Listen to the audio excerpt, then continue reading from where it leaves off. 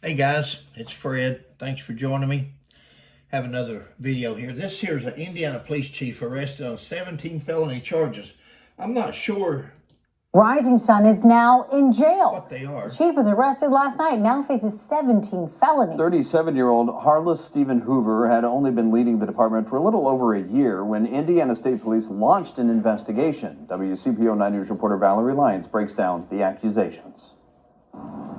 Now, his case is filed in Ohio County, but Harless Stephen Hoover faced a Dearborn County judge. Our camera wasn't allowed in the courtroom, but I was there as the 6-year law enforcement veteran got ushered in handcuffs in an orange jumpsuit.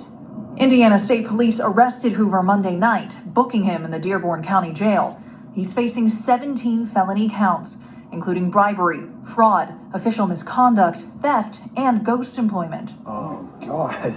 Back in July, Rising Sun City Council put the 37-year-old on administrative leave. That was shortly after ISP got a tip. The person claimed he loaned Hoover thousands to buy a car, but ISP says Hoover never bought it. Court documents show more alleged victims in similar fraudulent transactions. Detectives also say Hoover would bribe others using his standing as a police officer and would also at times claim to be on duty, but he'd actually be outside the county, falsifying time cards in the process. For lifelong Rising Sun neighbor Michael Conger, they're concerning allegations. If all that is going on, being arrested for that many things, what don't we know about that area?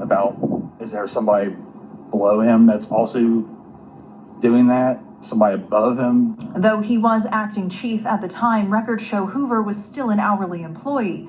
We tried confirming his employment status with city leaders Tuesday, but we're still waiting to hear back. The judge set Hoover's bond at $12,500. He also went ahead and set a jury trial for January 16th. Now, if all those charges stand and Hoover is convicted on all, he could face up to 42 years in prison. And We got to do better. We got to do better on choosing our applicants, the candidates. We've got to do better in the interviews. We got to do better on background checks. We've got to do better. This is one of the most important employments in the United States, that of a police officer.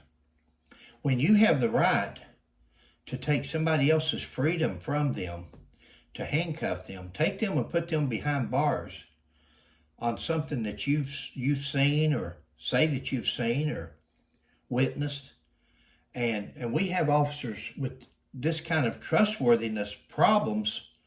That's a big issue, guys. If they'll cheat for themselves, they'll cheat against you. And is there anything that's not? I don't know, guys. We're going to have to, as a society, we're going to have to demand that our chiefs, sheriffs, commissioners, they hold their men to a tighter scale, that we hold the chiefs and the administrators to a tighter scale, that if they're going to serve in these positions, they're going to have to supervise instead of sitting around and letting it go on.